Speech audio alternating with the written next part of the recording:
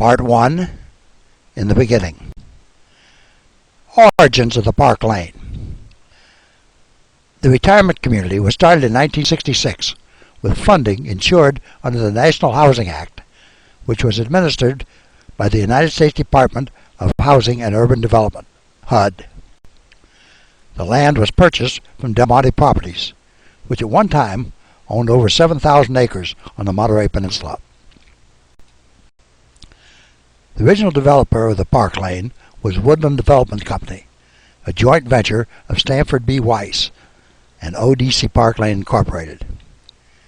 Here, the first time the name Park Lane appears, it was spelled as one word. ODC Park Lane was also owned by Weiss. In March 1966, the Secretary of Housing and Urban Development authorized the insurance of a $6,400,300 loan from Fidelity Bank of Beverly Hills to Woodland Development Company. This loan was used to finance the construction of the Park Lane. At the same time the Park Lane was being built, the Del Monte Shopping Center was being constructed on a nearby section of Del Monte Properties land. The prime contractor for the Park Lane was Meadows Constructors, in conjunction with Stolte Incorporated of Oakland, California. Stolte had been the principal contractor for Hertz Castle. From a Monterey Herald newspaper article in February 1967, a view of the Park Lane under construction. There was an average of 130 men employed on the project, which was started in 1966 and completed in October 1967. 17,000 cubic yards of concrete were poured during the construction. This much concrete could make a sidewalk 2 inches thick and 3 foot wide that would extend from Monterey to Santa Maria, California, a distance of 175 miles. Shown under construction is the kitchen area, which is below the ground on the arcade level. The dining room was built atop the kitchen on the first floor. In another picture from the Herald, we see the reinforcing rods for the exterior walls of the 7th floor. Here is a view from the 7th floor of the tower of some of the outlying apartment buildings, which were originally called garden apartments. A view looking into some of the tower units before the balcony windows and doors were installed. The 3rd floor before interior walls were added. Note that there are no load-bearing interior walls, only pipes and electrical conduits. This offers the possibility of rearranging apartment layouts without the need for major reconstruction. An article from the Monterey Herald during the building of the Park Lane commented on the temporary halt in construction due to the lack of an emergency access road. The Monterey Fire Department had stated they needed such an access to reach the new site. Woodland contended that the granting of access over the Del Monte properties was part of their purchase agreement with the company. Construction was restarted when the Monterey City Council ruled that such a road was not a necessity. At the time of the erection of the Park Lane, there were no other structures in the vicinity, the nearest buildings being at Monterey Peninsula College. 2 other items of interest in this article include the reference to this being an $8.5 million project. Remember, the HUD loan was for $6.4 million, and the project stood on a 12-acre site. Later reports had the site area at 13 acres. An aerial view of the completed Park Lane showing the tower, the dining room, and most of the chalets. As originally built, the Park Lane consisted of 262 apartments, 214 in the tower, and 48 in 7 building structures, first called garden units. Part 2, Owners and Managers of the Park Lane. To visualize the change in owners and managers, let us construct a family tree of the Park Lane. The yellow block represents the owners, and the white block shows the managers. The original owner was the original developer, Woodland Development Company, joint venture Stanford Weiss. Management of the facility was by Project Management Company, which was a part of ODC Park Lane. ODC Park Lane was owned by DSL Corporation, which in turn was owned by Stanford B. Weiss. On July 1, 1968, Woodland defaulted on the mortgage payments to the bank, and the insurer, HUD, paid off the mortgage. After a series of court hearings and appeals, on April 29, 1969, the court granted possession of the Park Lane and all property on the premises to the government. The government put the property under the management of the Park Lane, a limited partnership, a company owned by Gerald Schwartz of Coronado and James Reynolds of Cupertino. After 7 years of government ownership, in March 1976, the Department of Housing and Urban Development sold the property to the Park Lane, a limited partnership, Schwartz and Reynolds, who had been managing the Park Lane for HUD since 1969. In June 1988, Schwartz and Reynolds sold the Park Lane to the Hillsdale Group of San Mateo. This group consisted of Hillsdale Group, Canyon Investment, Horse King Trust Associates, and Madison Investment Corporation. Madison eventually assumed entire ownership of the project. Retirement Living Systems, a part of the Hillsdale Group, became the managers. In February 1990, Classic Resident by Hyatt, a privately held corporation, Penny Pritzker chairman, purchased a 20% interest in the property and became the property management company. Madison retained a majority interest in the Park Lane. In September 2007, Madison sold their interest to Pacifica Companies, a privately held, vertically integrated real estate developer, owner, investor, and investment manager. Classic Resident by Hyatt continued as the management company for the Park Lane. CBRE, a real estate services company, reported that the value of the sale was $62 million. In October 2010, Pacifica Companies purchased the remaining share of the Park Lane from Classic Resident by Hyatt. Senior Resource Group, SRG, became the managers of the Park Lane. Part 3. The Park Lane before 1990.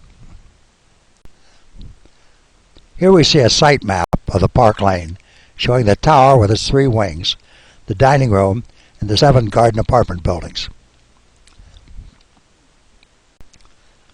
Before the renovation of the Park Lane, vertical posts on the outside of the balconies were painted a dark gray, and the balcony dividers were painted a maroon color.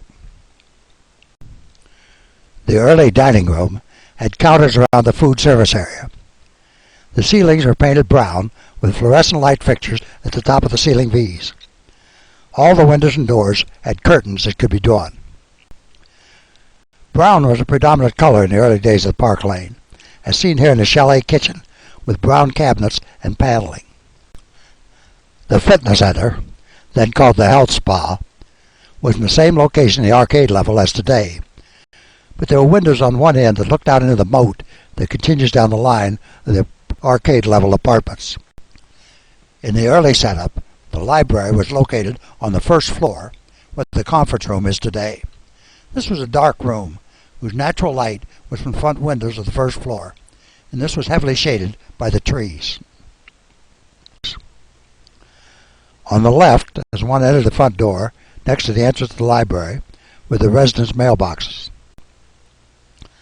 The plat of the entrance area before the 1990 renovations show the Park Lane offices where the library is now located.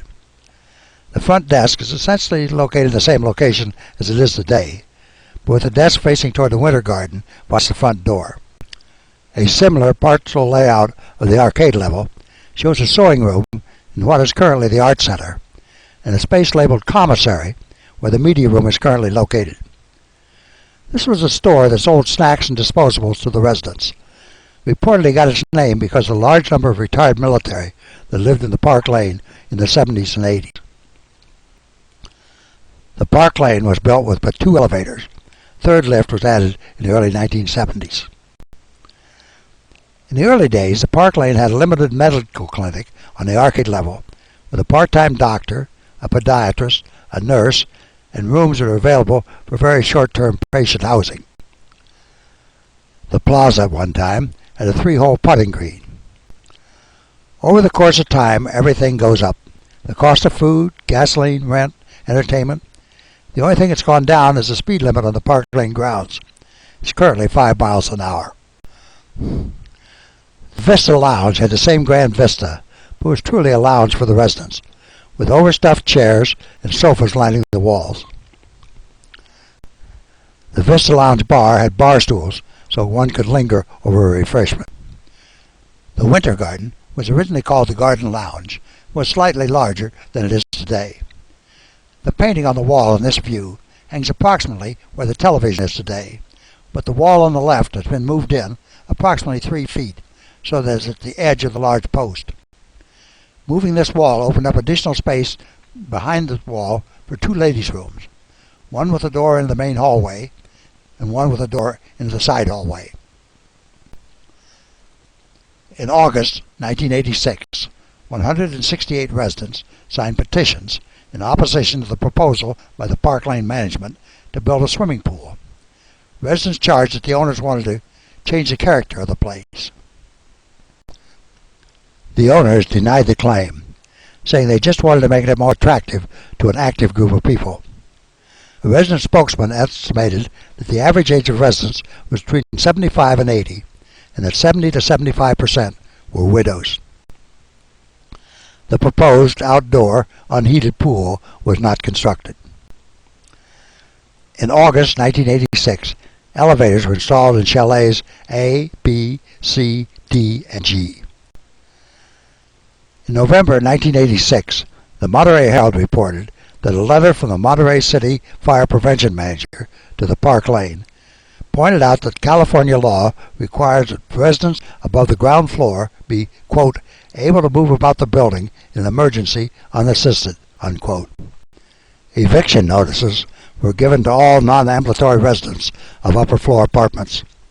Greg Knowles of Hillsdale stated, quote, those who want to remain, we will certainly try to make room for them down below, unquote. In January 1987, residents of the Park Lane complained to the Monterey City Council that their rents were being raised too often. The council decided that inasmuch as the Park Lane was not public housing, they had no jurisdiction in the rental agreements. As a part of this rental cost controversy, the Herald compiled a list of rental costs for a, quote, typical, unquote, apartment, and the percentage of increases between rent changes.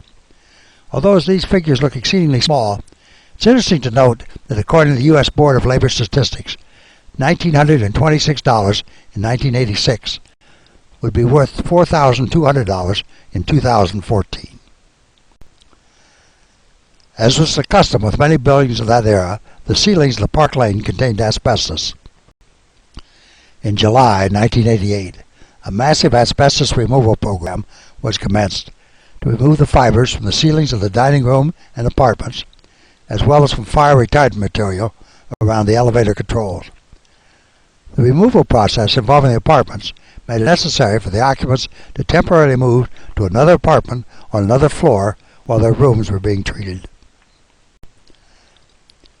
A 1,200-gallon fuel tank was emptied and removed in October 1989.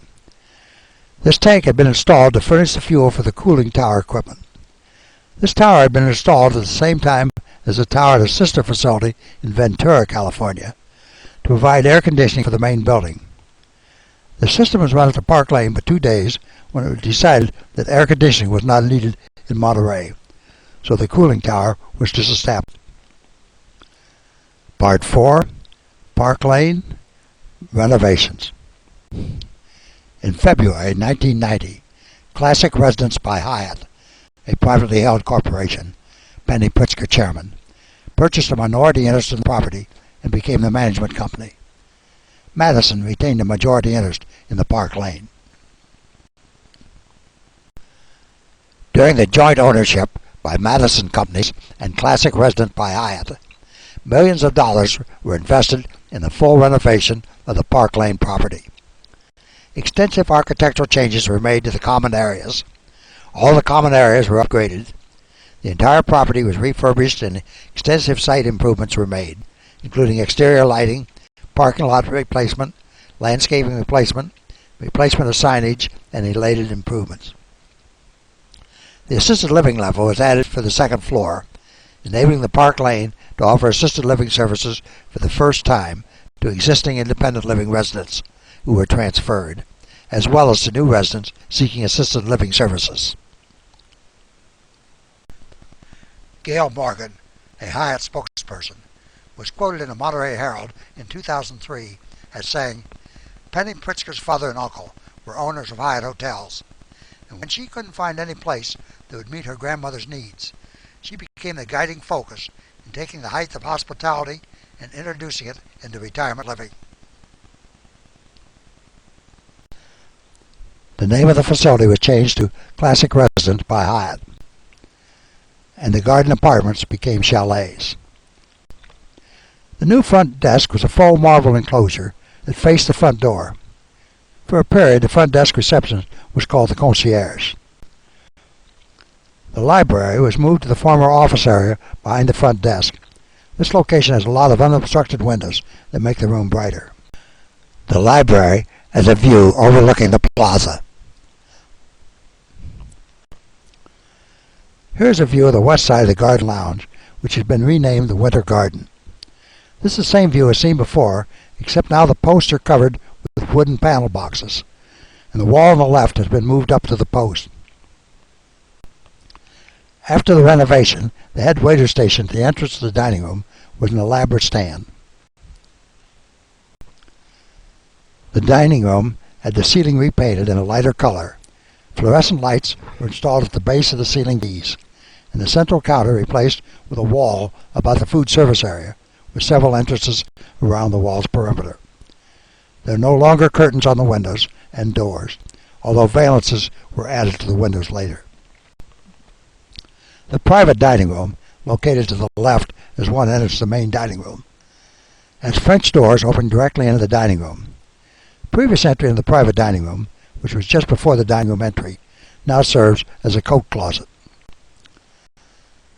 A smaller dining room was opened on the second floor.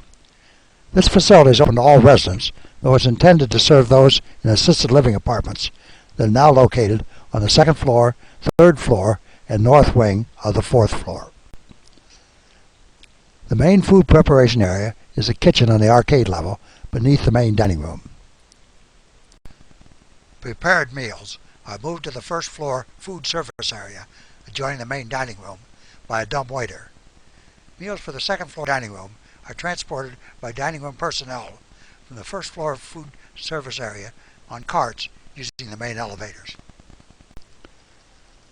The brown decor in the kitchen of the apartments has been replaced by white cabinet fonts and lighter colored tile floor. All of the exterior rooms in the tower have full-width glass walls with a sliding door that opens onto a full-width balcony. The typical tower bedroom shows the same window arrangements, with the plastic blinds that may be returned to an open or shut position or slid to one side of the windows. The kitchens in the tower apartment reflect the same white cabinets and lighter tile floors that was seen in the chalets. Back on the first floor, mailboxes have been relocated to the Winter Garden. Instead of one long bank of boxes at the front entrance, boxes for the tower residents are now located on either side of the eastern entrance to the Winter Garden.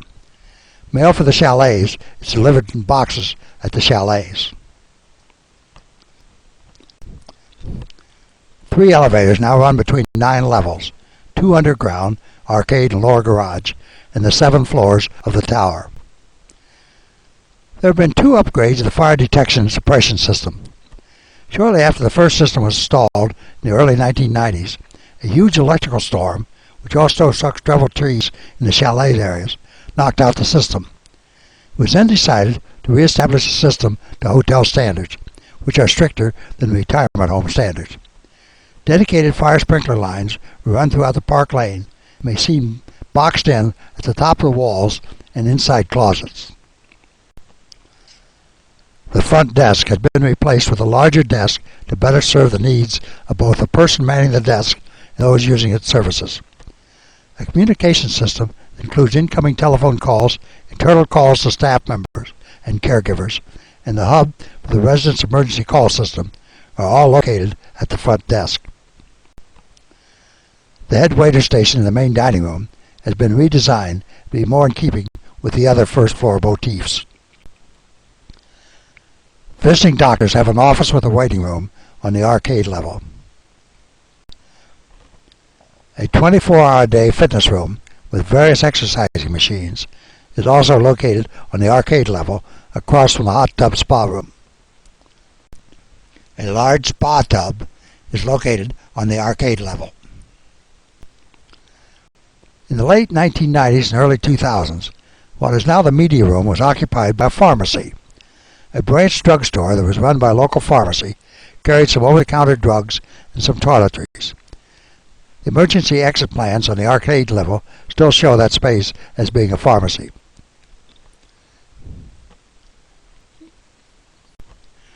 The pool room contains a pool table as well as card tables that can be used for friendly game. Other card tables may be found in the lobbies of various floors of the tower. These areas, where the north wing meets the east and west wings, are also used for meetings, lectures, and entertainment for the residents. In February 2013, Pacifica Companies announced plans to convert the Vista Lounge with its panoramic view into luxury apartments, together with the building of a ground-level clubhouse in the plaza area. After strong resident protests, including a petition with signatures of nearly 70% of the residents, Pacifica Company announced they had canceled the plans for conversion of the Vista Lounge.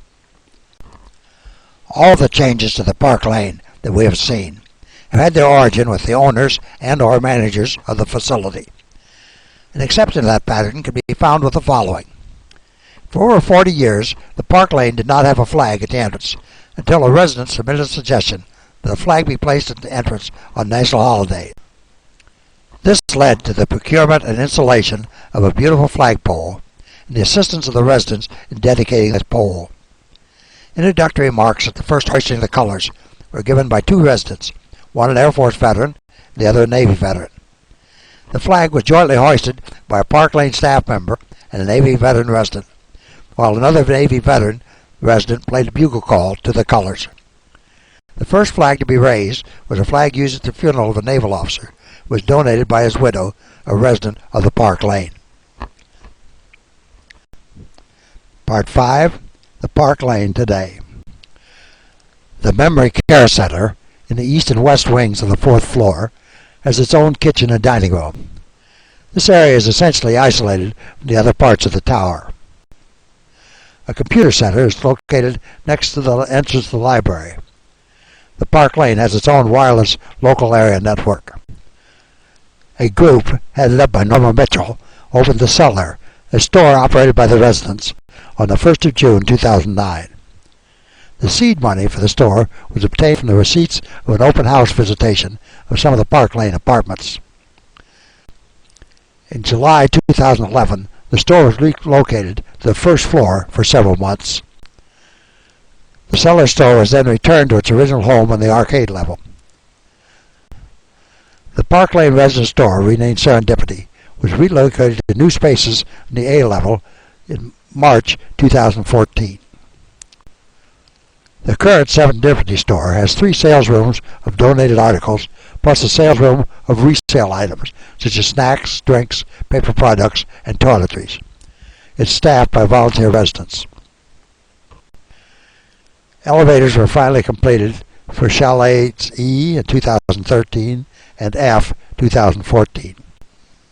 Laundry rooms with free washers and dryers are located on the 4th, 5th, and 6th floor of the tower, as well as in the chalet area. The media room has facilities for lectures and is the Park Lane's movie theater. The arts room is home to painting classes, bingo, and cooking demonstrations. The beauty parlor is open 5 days a week for hair care for both ladies and gentlemen residents. In addition to the apartments available in the 4th floor memory care facility, there are 6 floor plans available to Park Lane. All have a kitchen and at least 1 bath. In the tower, the Sandalwood is a 434 square foot studio apartment. Also in the tower, the 869 square foot The Pebble has 2 rooms and 2 baths. The pebble was created by cutting a doorway between two studio apartments, removing one of the kitchens, and changing one of the bathtubs with shower to a walk-in shower. The Cove is a 2-room, 1-bedroom, 624 square foot apartment in the tower. A luxury 1-bedroom, 2-room, 869 square foot apartment in the tower is called the Poppy Hill. The largest apartment of the tower is a 906 square foot, 2-room, 2-bedroom unit called the Lobos. All of the chalets have apartments with the same floor plan. The 2-bedroom, 2-bath Cypress has an area of 1,094 square feet. Part 6, the Park Lane Epilogue. A look at some of the areas of the Park Lane that host enrichment and enlightenment programs. On the 4th of July, 2013, the Park Lane celebrated our nation's birthday by spray painting a large American flag on the grass of the plaza. On Memorial Day, 2014, the Park Lane unveiled a Wall of Honor that contained photos of deceased veterans who had some connection with the Park Lane. On major national holidays, when the weather is suitable, an outdoor barbecue is offered by the Park Lane, the dining room plaza. The open space of the Vista Room makes it the perfect location for large gatherings, such as the monthly Residence Town Hall meeting, as well as for lectures, concerts, and parties, such as the Cinco de Mayo celebration with a mariachi band. The newest addition to the Park Lane is the Plaza Garden. Here one can relax while enjoying beautiful flowering plants and bushes, while basking in the sunlight or sitting in the shade of the trees. On the days when the local weather permits, parties can be held in the plaza area. Several of the venues are sites of entertainment programs, such as Bob Phillips in the second floor lounge and the Brotherly Love Singers in the Winter Garden. The Antique Car Show has been an annual event since 2000. The Easter egg hunt on the plaza brings out the families of both residents and the staff. Resident sous chefs are paired with chefs in training from a cooking school for the annual Iron Chef competition held in the Vista Lounge.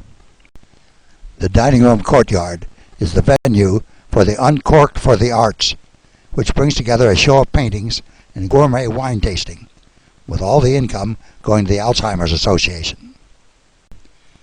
The Park Lane's Glenwood Gift Shop offers select gifts and a selection of fine wines.